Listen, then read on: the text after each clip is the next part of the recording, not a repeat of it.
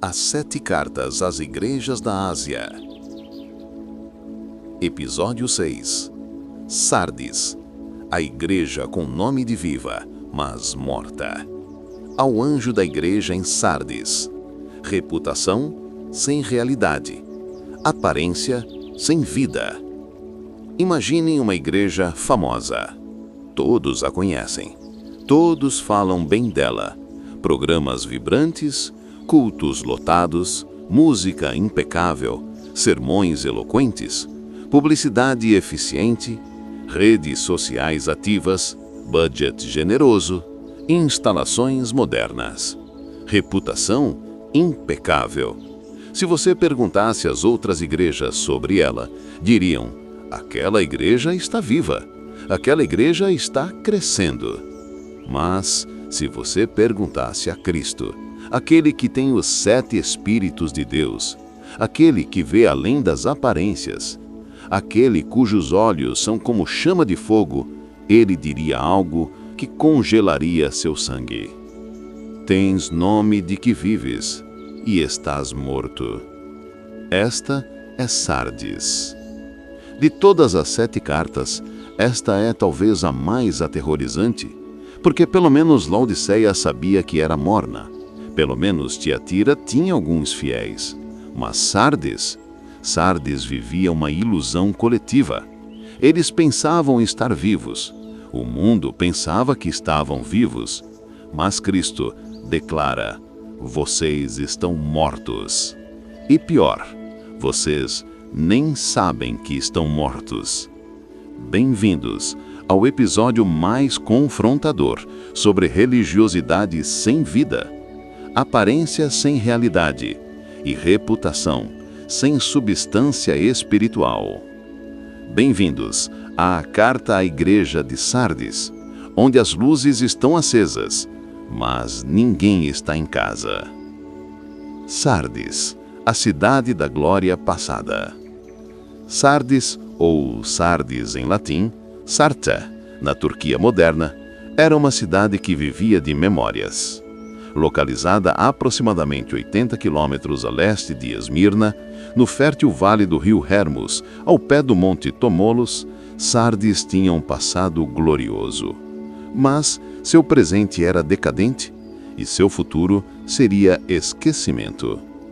Durante séculos, Sardes foi a capital do poderoso reino da Lídia, um dos reinos mais ricos do mundo antigo.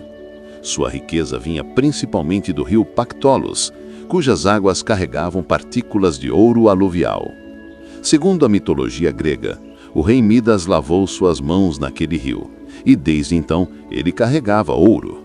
Segundo a história real, foi em Sardes que as primeiras moedas de ouro e prata foram cunhadas, por volta de 600 a.C., no reinado de Giges, uma inovação que revolucionaria o comércio mundial.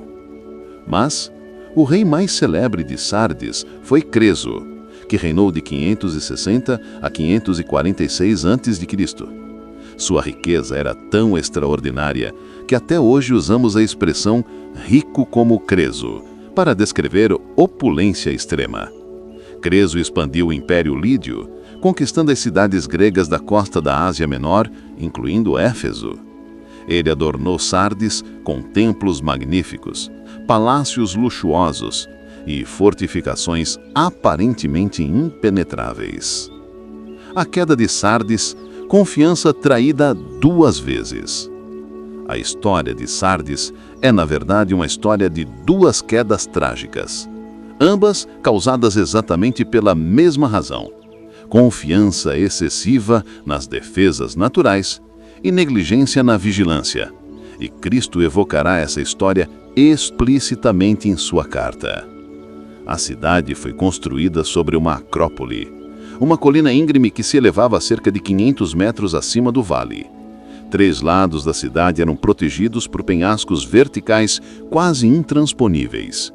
Havia apenas um ponto de acesso, ao sul, uma passagem estreita facilmente defendida. Por causa dessas defesas naturais extraordinárias, Sardes ficou conhecida como Sardes, a inviolável, e essa reputação gerou arrogância fatal.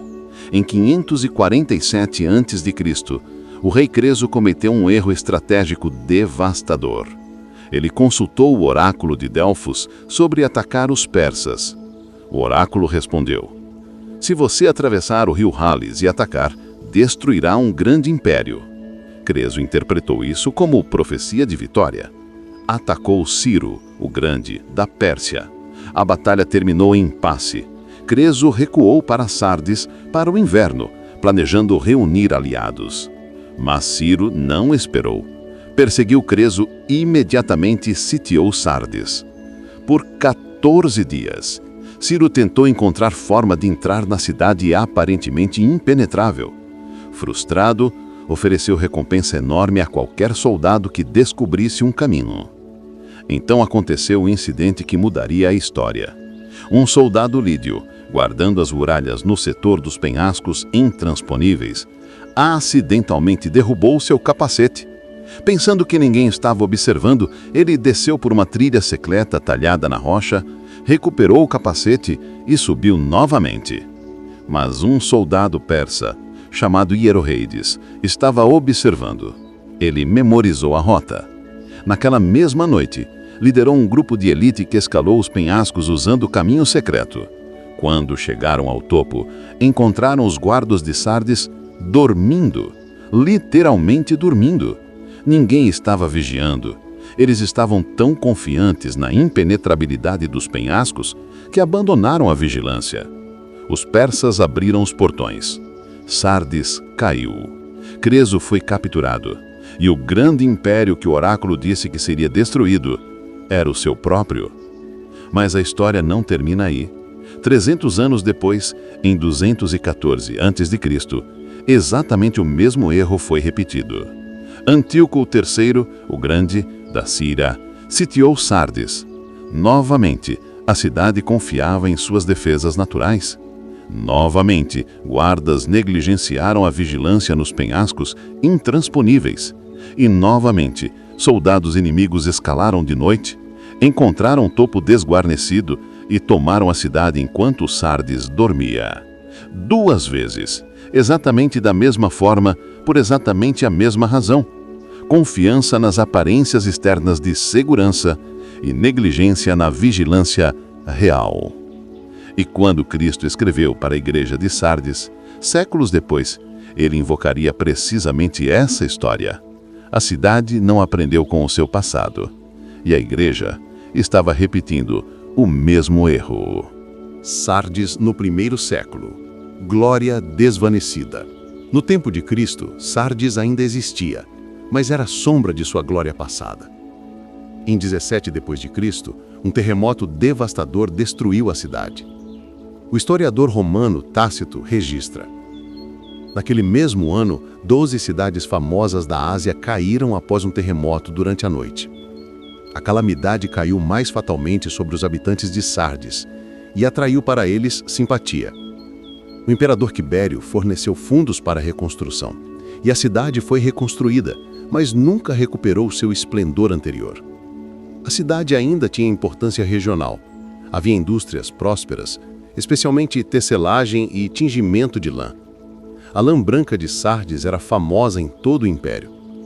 Havia também joalheiros, devido ao ouro ainda encontrado no rio.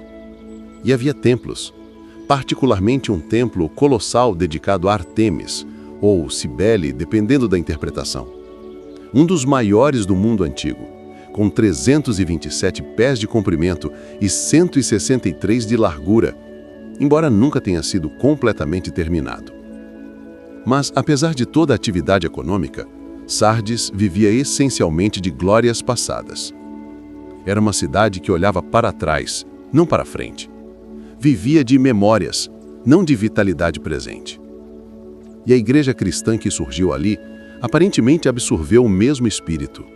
Aparência externa de vida, mas morte espiritual interna. Apocalipse 3:1a. A apresentação de Cristo. Ao anjo da igreja em Sardes escreve: estas coisas diz aquele que tem os 7 Espíritos de Deus e as 7 estrelas. Para Sardes, igreja espiritualmente morta, Cristo se apresenta como aquele que tem os 7 Espíritos de Deus. Esta é uma referência à plenitude do Espírito Santo. O número 7, na linguagem apocalíptica, representa completude, totalidade. Cristo possui o Espírito em plenitude absoluta. E apenas o Espírito de Deus pode ressuscitar mortos espirituais. Isaías 11:2 menciona 7 aspectos do Espírito que repousariam sobre o Messias. O Espírito do Senhor, Espírito de sabedoria e de entendimento, Espírito de conselho e de fortaleza, Espírito de conhecimento e de temor do Senhor. Para uma igreja morta, a mensagem é clara. Apenas eu possuo o poder de dar vida. Apenas eu posso soprar vida em ossos secos. Nenhuma reforma organizacional, nenhum programa humano, nenhuma estratégia de marketing podem ressuscitar a igreja morta. Apenas o Espírito. E ele também tem as 7 estrelas, os anjos, líderes das 7 igrejas. A autoridade completa sobre toda a liderança eclesiástica. Os pastores de Sardes pertencem a Cristo, não a si mesmos, e serão julgados por ele. Apocalipse 3:1b. O diagnóstico devastador. Conheço as tuas obras, que tens nome de que vives e estás morto. Aqui está a sentença mais devastadora das 7 cartas. Não é, você está doente. Não é, você está morno. Não é, você está em declínio. É, você está morto. Morte espiritual. Não há nada mais sério que Cristo poderia dizer. Conheço as tuas obras. Oida sulta erga. Cristo não está especulando. Ele conhece intimamente. Ele vê além das fachadas, dos programas, das estatísticas, das aparências. Ele vê a realidade espiritual. Tens nome de que vives, onoma X otis es. Nome aqui significa reputação, fama, opinião pública. Todos pensavam que Sardes estava viva. Outras igrejas olhavam para Sardes e viam vitalidade. O mundo via atividade, mas Cristo via a morte. E observe o tempo verbal. Estás morto. Presente contínuo. Não você está morrendo. Não, você estará morto se não mudar. Mas você já está morto agora. A morte espiritual não é futuro iminente, é realidade presente. O que significa estar espiritualmente morto? Significa operar sem a presença viva do Espírito Santo. Significa ter formas religiosas, sem poder divino. Significa atividade humana sem fruto eterno. Significa ir através dos movimentos do cristianismo, sem experimentar a realidade do Cristo vivo. Paulo descreveria isso em 2 Timóteo 3:5, tendo aparência de piedade, mas negando o seu poder. Apocalipse 3:2. O chamado urgente à vigilância. Sê vigilante e consolida o resto que estava para morrer, porque não tenho achado íntegras as tuas obras na presença do meu Deus. Cristo não abandona Sardes ao desespero. Há possibilidade de ressurreição, mas requer ação urgente e específica. Primeiro, sê vigilante, gino gregoron. Literalmente, torna-te vigiando. Imperativo presente. Comece a vigiar agora e continue vigiando. Esta palavra vigilante ecoa diretamente a história da queda de Sardes. 2 vezes, a cidade caiu porque os guardas não vigiavam. Agora Cristo diz, não cometam o mesmo erro pela 3ª vez. Vigiem, não durmam espiritualmente. Não presumam que, porque têm boa reputação, estão seguros. Vigiem. Segundo, consolida o resto que estava para morrer. Sterizon taloipa aemelon apotanem. Consolida significa fortalecer, tornar firme, estabelecer. O resto, há algo que ainda não morreu completamente. Há brasas ainda ardendo fracamente, há remanescente de vida, mas está prestes a morrer. Tempo imperfeito indicando o processo em andamento. Se nada for feito urgentemente, até esse resto morrerá. O que é o resto? Possivelmente, alguns membros genuinamente convertidos. Possivelmente, alguns ministérios ainda operando com sinceridade. possivelmente práticas espirituais ainda mantidas por hábito, mas prestes a serem abandonadas. Cristo diz: salvem o que ainda pode ser salvo. Fortaleçam enquanto há tempo. E então o diagnóstico específico: não tenho achado íntegras as tuas obras na presença do meu Deus. Ugar, Heureka, Sutá, Erga, Pepleromena, Enopionto, Teumu. Íntegras, Pepleromena, completas, preenchidas, perfeitas. As obras de Sardes eram incompletas, começadas, mas não terminadas, anunciadas, mas não cumpridas, aparência de atividade sem substância de obediência. Na presença do meu Deus, Cristo enfatiza: aos olhos dos homens, suas obras pareciam impressionantes, mas diante de Deus eram deficientes, vazias, mortas. Apocalipse 3:3. Lembra-te, pois, do que tens recebido e ouvido, guarda-o e arrepende-te. Porquanto, se não vigiares, virei como ladrão, e não conhecerás de modo algum em que hora virei contra ti. O processo de ressurreição espiritual tem 3 etapas. Primeira, lembra-te, mnemoneue, faça memória, volte às origens. Como você ouviu o Evangelho pela primeira vez? Qual foi sua resposta inicial? Onde estava a paixão, o fervor, a sinceridade? Lembre-se de como tens recebido e ouvido, pois Elifas, Cai e Cussas, o Evangelho Apostólico original, a doutrina sã, a graça de Deus, o chamado ao arrependimento, a vida no Espírito. Não invente novo Evangelho, retorne ao Evangelho recebido. Segunda, guarda-o, terei, segure firme, proteja, não deixe escapar, não dilua, não comprometa, não abandone, obedeça ativamente. E terceira, arrepende-te, metanoison, mude a sua mente, transforme completamente a sua direção. Reconheça que religiosidade sem vida é pecado grave. Arrependa-se da morte espiritual disfarçada de atividade religiosa. E então vem a advertência: se não vigiares, virei como ladrão, e não conhecerás de modo algum em que hora virei contra ti. Novamente, referência histórica direta.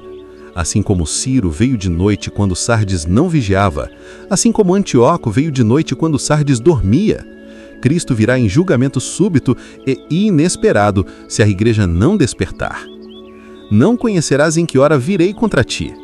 Não haverá aviso prévio, não haverá tempo para arrumação de última hora. O julgamento virá quando menos esperado. A mensagem é clara: desperte agora, não amanhã, não depois que o programa terminar. Agora. Apocalipse 3:4. O remanescente fiel. Tens, contudo, em Sardes, umas poucas pessoas que não contaminaram as suas vestiduras e andarão de branco junto comigo, pois são dignas. Mas há esperança. Mesmo em Sardes, igreja morta, há exceções. Umas poucas pessoas. Oliga onômata.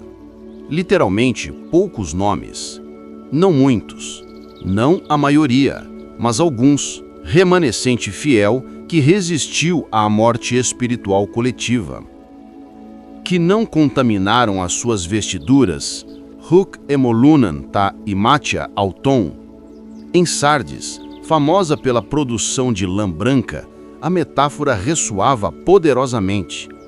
Vestiduras brancas simbolizavam pureza, separação do mundo, santidade prática. Esses poucos não se conformaram ao padrão de religiosidade morta. Não participaram da hipocrisia coletiva. Mantiveram integridade. E a promessa: andarão de branco junto comigo. Peripatesousin, met emou em leucóis. Comunhão íntima com Cristo. Não apenas salvação, mas companheirismo eterno. Caminhar lado a lado com o Salvador, pois são dignas. Hot axioi eisin. Dignas não significa merecimento salvífico. Salvação é sempre pela graça. Significa correspondência. Sua profissão de fé corresponde à realidade de vida. não são hipócritas, são autênticos. Apocalipse 3:5, promessas ao vencedor. O vencedor será assim vestido de vestiduras brancas, e de modo nenhum apagarei o seu nome do livro da vida. Pelo contrário, confessarei o seu nome diante do meu Pai e diante dos seus anjos. A promessa ao vencedor de Sardes é tripla. Primeira, será vestido de vestiduras brancas, routos peribaleitai em imatióis leucóis. Vestiduras brancas representam justiça imputada, pureza conferida, vitória eterna. Apocalipse 19:8 explica: o linho finíssimo são os atos de justiça dos santos. Não justiça própria, mas justiça de Cristo aplicada a nós e expressa através de nós. Segunda, de modo nenhum apagarei o seu nome do livro da vida, ou me exaleipso, to onoma autu ectes biblu tesois. Dupla negativa grega, ou me, a forma mais enfática de negação. Absolutamente não, de maneira alguma, em nenhuma circunstância. Segurança eterna absoluta. O nome do vencedor está permanentemente registrado no livro da vida. O livro da vida aparece em múltiplas passagens. Êxodo 32:32, Salmos 69:28, Daniel 12:1, Filipenses 4:3, Apocalipse 13:8, 17:8, 20:12-15 e 21:27. É o registro divino dos eleitos, daqueles que receberão vida eterna. Cristo promete: seu nome permanecerá ali para sempre. Terceira, confessarei o seu nome diante do meu Pai e diante dos seus anjos. Homologesu, to onoma autu, enopion tu patros mu, e enopion ton angelon autu. Jesus prometeu em Mateus 10:32, todo aquele que me confessar diante dos homens, também eu o confessarei diante do meu Pai que está nos céus. O vencedor que confessou Cristo na terra será confessado por Cristo no céu. Reconhecimento público divino. Para Sardes, igreja que vivia de reputação humana, Cristo promete reputação eterna diante de Deus. Não importa se o mundo não os reconhecia, Cristo os reconhecerá onde realmente importa. Apocalipse 3, verso 6. O chamado final. Quem tem ouvidos, ouça o que o Espírito diz às igrejas. A fórmula padrão encerra a carta. Mas observe, o Espírito diz às igrejas, plural. Esta mensagem não é apenas para Sardes do primeiro século. É para toda a igreja que vive de aparências. Para toda a congregação que substituiu vida pelo Espírito por ativismo religioso. Para todo cristão que mantém formas externas enquanto o coração está morto. O perigo da religiosidade sem vida. Sardes é a igreja evangélica contemporânea em milhares de locais. Programas vibrantes, cultos profissionais, música excelente, sermões eloquentes, instalações impressionantes, redes sociais ativas, mas zero vida espiritual genuína. Nenhuma convicção de pecado, nenhum quebrantamento, nenhuma transformação real, apenas performance religiosa. Jesus não disse: vocês têm poucos programas. Ele disse: vocês estão mortos. Não é questão de quantidade de atividade, é questão de qualidade de vida espiritual. Uma igreja pode ter cultos lotados todos os domingos e estar espiritualmente morta. Uma igreja pode ter orçamento milionário e estar morta. Uma igreja pode ter todos os programas corretos e estar morta. O teste não é quantas pessoas frequentam. O teste é quantas vidas estão sendo transformadas pelo Espírito Santo. O teste não é qual é nossa reputação. O teste é qual é o veredito de Cristo. Sinais de morte espiritual. Como saber se uma igreja está espiritualmente morta? 5 sinais diagnósticos. Primeiro, ausência de convicção genuína de pecado. Mensagens positivas, motivacionais, mas nunca confrontadoras. Segundo, foco em entretenimento, não em transformação. O critério de sucesso é: as pessoas gostaram? Não, as pessoas se arrependeram? Terceiro, estatísticas substituem testemunhos. Contamos membros, não milagres. Medimos ofertas, não obediência. Quarto, liderança opera em força humana, não em dependência do espírito. Planejamento estratégico substitui oração desesperada. Quinto, cristianismo é performance dominical, não vida diária transformada. Segunda a sábado, cristãos de Sardes são indistinguíveis do mundo. Mas Cristo não abandona Sardes. Ele oferece caminho de volta. E esse caminho é avivamento. Não programas de avivamento, mas avivamento verdadeiro do Espírito Santo. Avivamento começa com reconhecimento honesto. Estamos mortos. Enquanto vivermos em negação, não há esperança. Avivamento continua com arrependimento profundo.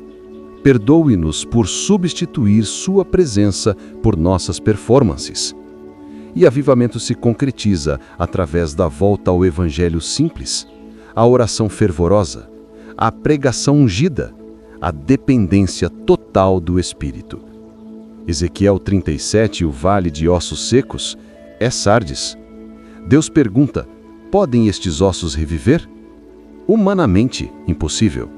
Mas quando o Espírito entrou neles, viveram e se puseram em pé. Sardes pode reviver, mas apenas pelo Espírito. O que aprendemos sobre Sardes? Conhecemos a cidade, capital do rico reino da Lídia, famosa pelo rei Creso, rico como Creso, inventora da moeda cunhada. Vimos a cidade cair 2 vezes exatamente da mesma forma, sentinelas dormindo, inimigos escalando penhascos intransponíveis. Conhecemos Sardes no 1º século, glória esvanecida, vivendo de memórias. E dissecamos a carta. Cristo se apresenta com os 7 espíritos e as 7 estrelas. O diagnóstico é: tens nome de que vives e estás morto. O chamado: vigilância, consolidação do resto, arrependimento. A advertência: Cristo virá como ladrão. O remanescente fiel, poucos que não contaminaram vestes. Promessas triplas, vestes brancas, nome no livro da vida, confissão diante do Pai. A grande lição é: reputação humana não impressiona Cristo. Apenas vida espiritual autêntica importa. Mas, se Sardes é a igreja morta depois de reputação viva, a próxima igreja é gloriosamente oposta. Filadélfia é uma das apenas 2 igrejas, junto com Esmirna, que não recebe nenhuma repreensão de Cristo. Nenhuma. Apenas elogios, encorajamento e promessas magníficas. No próximo episódio, vamos conhecer Filadélfia, a igreja da porta aberta, que ninguém pode fechar. Uma igreja pequena, com pouca força, mas fiel. Uma igreja que guardou a palavra de Cristo e não negou o seu nome. E a essa igreja Cristo promete: eis que tenho posto diante de ti uma porta aberta, a qual ninguém pode fechar.